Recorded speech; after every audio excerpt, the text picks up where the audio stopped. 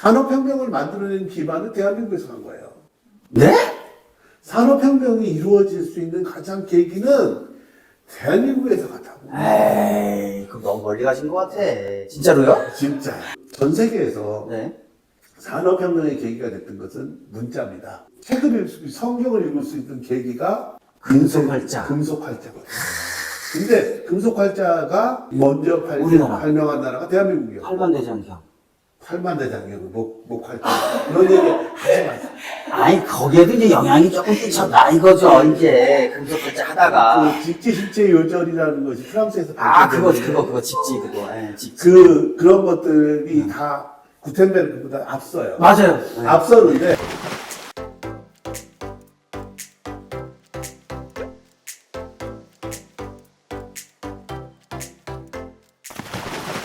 그래서 저는 우리의 입장에서는 어떻게든 우리가 미중 사이에서 중요한 나라로서 양쪽에 다 먹히지 않고 그렇죠. 살아갈 수 있는 노력을 해야 되지 않겠는가 하는 생각을 하고 있고, 그래서 우리가 지금 가장 겹치는 부분이 네, 뭐예요? 미국하고는 반도체 문제가 겹칩니다. 그렇죠, 그래서 겹치죠. 미국이 자꾸 자기네 나라로 오라고 해서 삼성도 거기다 공장을 짓고 하는 몇 그런 조씩 문제들이 막, 네.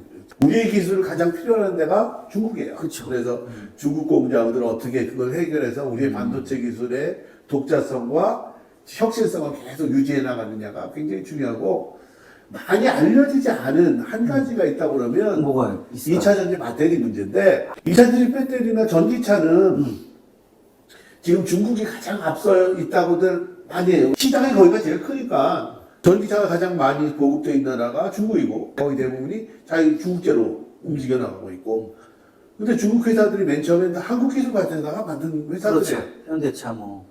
현대차 기아차. 말고 LG 에너지 솔루션이라든지 LG 아, 화학들의 그런 2차 전지. 배터리 회사들이 지금은 거기서 거의 생산을 못 하고 있는 그쵸. 경우가 상당히 많아요.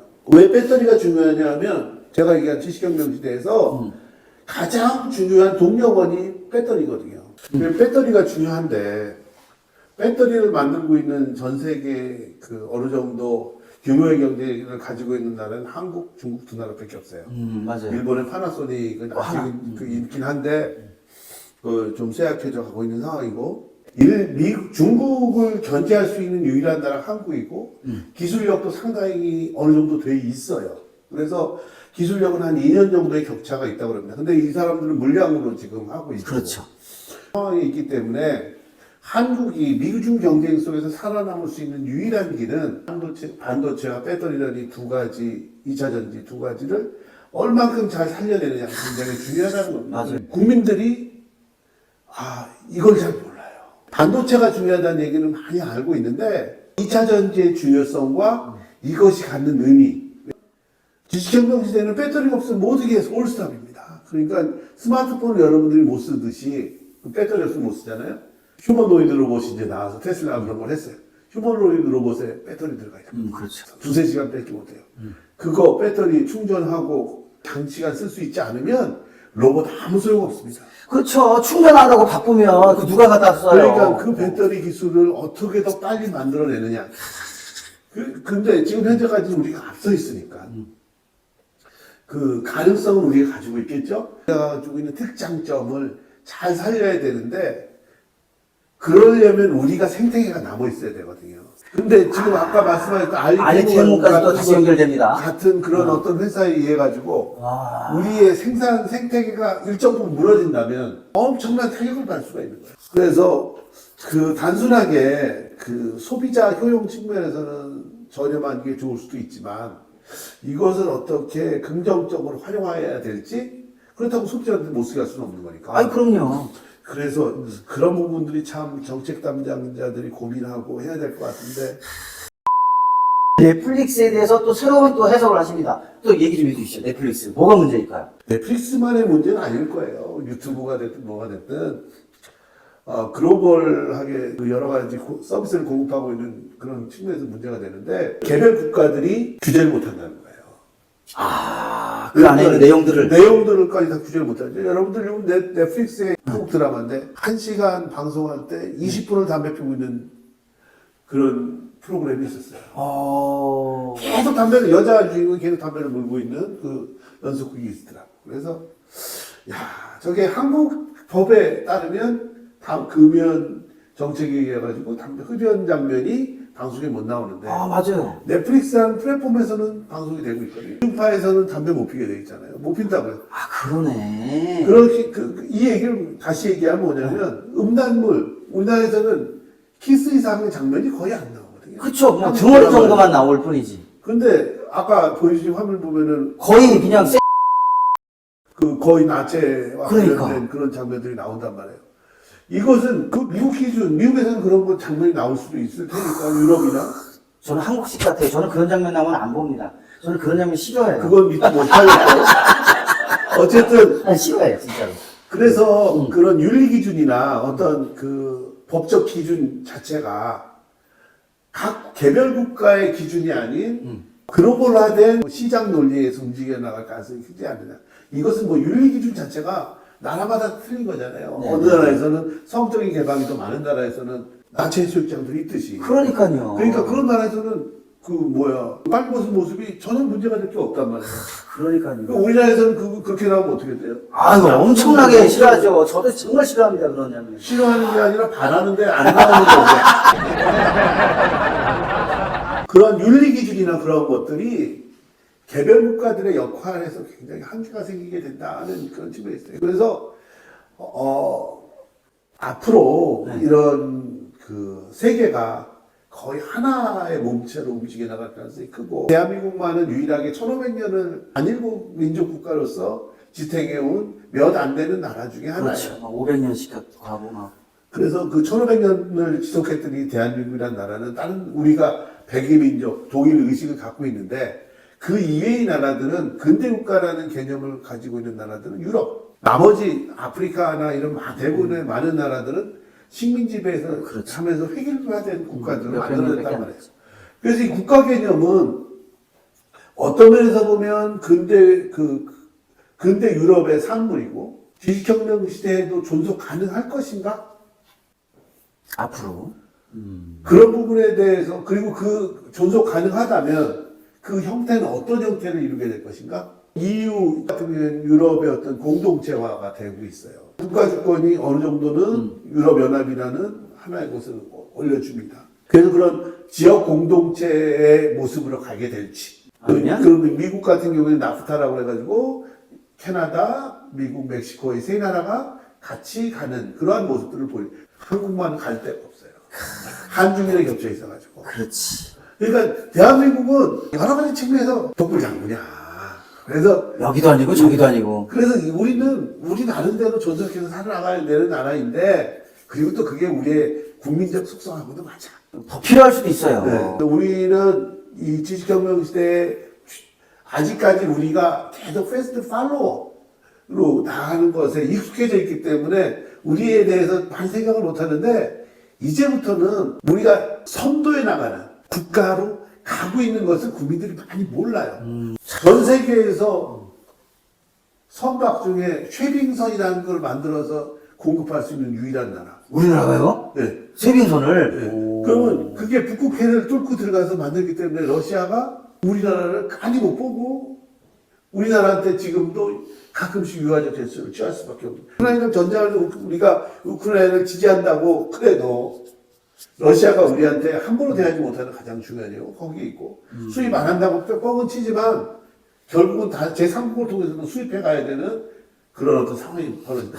우리나라 대단한 나라예요. 그래서 저는 이 5천만이라는 적은 인구를 갖고 있지만 아주 묘한 위치에 있는 나라다. 맞아요. 그거 아시는지 모르겠어. 모르겠네. 학문적으로 완전히 인정되진 않았지만 네? 산업혁명을 만들어낸 기반은 대한민국에서 한 거예요. 네? 산업혁명이 이루어질 수 있는 가장 계기는 대한민국에서 갔다고. 에이, 그럼 너무 멀리 가신 것 같아. 진짜로요? 진짜. 전 세계에서 네. 산업혁명의 계기가 됐던 것은 문자입니다. 문자고 사람들이 글을 읽을 수 있게 됐기 때문에 그래서 과거에는 인쇄술이 발달 안 했을 때는 사람들이 필사밖에 못했잖아요. 그러면 성경을 읽을 수 있는 사람은 몇 명 안 됐어요. 그렇죠. 그러면 그거는 목사들이나 성직자들의 전유물이고 그들의 권력이었었는데 그렇죠, 옛날에는. 인간이 책을 읽을 성경을 읽을 수 있는 계기가 금속활자. 금속활자거든요. 근데 금속활자가 먼저 우리나라. 발명한 나라가 대한민국이에요. 팔만대장경. 8만 대장. 그런 얘기 하지 마세요. 아니 거기에도 이제 영향이 조금 끼쳤다 이거죠. 이제 금속활자 하다가. 그 직지실제 요절이라는 것이 프랑스에서 아 그거 발견됐는데 직지 그거. 예, 직지. 그런 것들이 다 구텐베르크보다 앞서요. 맞아요. 네. 앞서는데 네. 동양의 이 한반도 끝에 있는 고려라는 나라와 네. 그 유럽에 있는 독일이라는 나라에 그렇게 먼 거리에 있지만 그 그러니까 당시에 실크로드 기술이 전해져서 그렇죠. 구텐베르크는 아무 저것도 없이 갑자기 인쇄술을 발명해 냈는데 그 형식이나 모든 것이 고려과랑 가장 유사해요.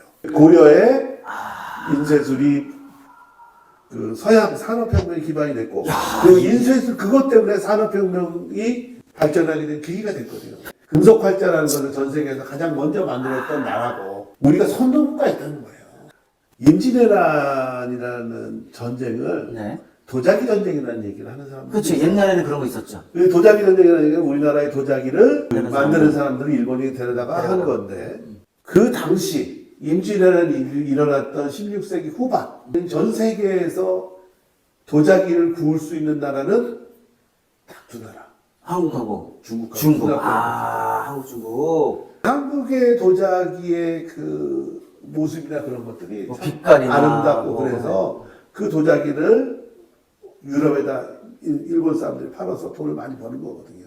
도자기의 어떤 기술력, 후손으로서 지금 2차 전지를 만들고 있는 기술의 기반이 거기에 있습니다. 그래서 2차 전지에 만들 때 그 배합하고 그러는 것이 네네네네.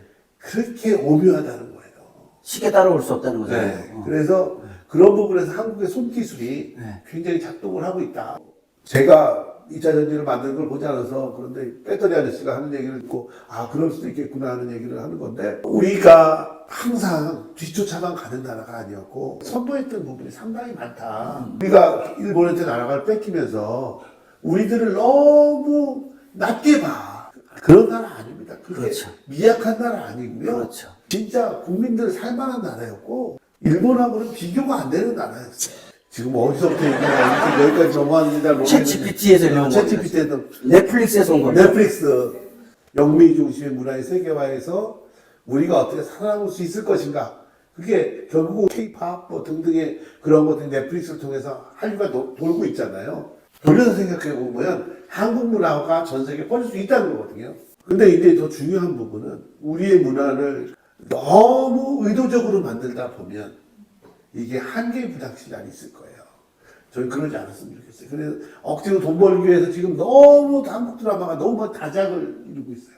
좀 걱정되는 부분은 넷플릭스라든지 여러 가지 애플이라든지 여러 가지 플랫폼, 국내 플랫폼 등등에서 한정된 인력을 가지고 너무 많은 것을 만들다 보면 질이 떨어질 수밖에 없거든요. 아무래도 그렇죠. 다작을 하다 보면. 네. 좋아요, 구독, 알람 설정. 전기 자동차 시작부터 해가지고. 그리고 요즘에 그 산업 전반적으로 전력이 모자란다고 막 떠들고 있어요. 한국전력 적자 어떻게 생각하십니까? 당연히 적자죠. 그러니까 비용에 맞추지 못하는 가격에 계속 공급하다 보면 적자는 누적될 수 있고 한전 적자가 아마 최근에 한 200조 정도 되는 걸로 알고 있는데 200조면 국가 예산의 거의 3분의 1이 그러네요, 넘습니다. 그러네요. 근데 국민들은 적자 보는 것에 대해서 별로 의식을 못해요. 왜냐하면 지금 당장 전기 가격 싸면 좋거든요. 당장은 좋잖아요. 코로나 시기 때 전기 요금을 올리지 않았던 거의 유일한 국가가 대한민국이거든요. 그럼 그 돈 누가 갚아야 되죠? 국민이 다시 갚아야 되는 거 아니에요? 아니죠. 이 선생님 안 갚아도 돼. 이대선 선생님 풍선이 갚아야 돼. 아들들한테 갚아야 돼요. 그러면 걔들 무슨 죄 있었다고 200조를 10년, 20년 왜 갚습니까? 그 말 듣자마자 짜증 나올 것 같은데요? 아들, 딸들이? 짜증나죠. 걔들은 알게 모르게 그런 빚에 쌓여 있는 거예요. 그러니까 전기 같은 것은 그 시대에 맞게 그 비용에 맞춰서 가격을 내야 되거든요. 그렇죠. 그걸 지금 안 내고 있다는 얘기니까 문제가 생기는 겁니다. 그래서 우리가 가격을 어느 정도 정상화하고 거기에 맞춰서 매년 적자를 조금씩 완화할 수 있는 그런 상황을 만들어야 되지 그렇지 않고 국민의 원성을 듣기 싫어서 가격을 낮추는 정책만 한다. 그러면 향후에 진짜 엄청난 문제에 시달릴 가능성이 있다. 지금 당장은 어떻게든지 메고 나가지만 나중에 큰 후폭풍이 들어오는 거예요. 그렇죠. 후폭풍이 들어올 수 있는 거죠. 그래서 그런 측면에서 보면은 빨리 그 정상화 시킬 필요성이 시켜야 된다. 있는데 고향에다 방울을 달기 싫어하는 그렇죠. 거죠. 정치권에서 어려운 특히 더 그렇고. 그래서 굉장히 큰 어려움이 있는 부분이 아닐까 싶습니다. 자, 지금까지 박학다식한 중앙대학교 송영찬 교수님과 함께 대담을 나눴습니다. 여러분들 기본적인 상식은 우리 TV에 오셔서 이렇게 구경하시면 되겠습니다. 자, 교수님 오늘 감사합니다. 고맙습니다. 좋아요, 구독, 알람 설정.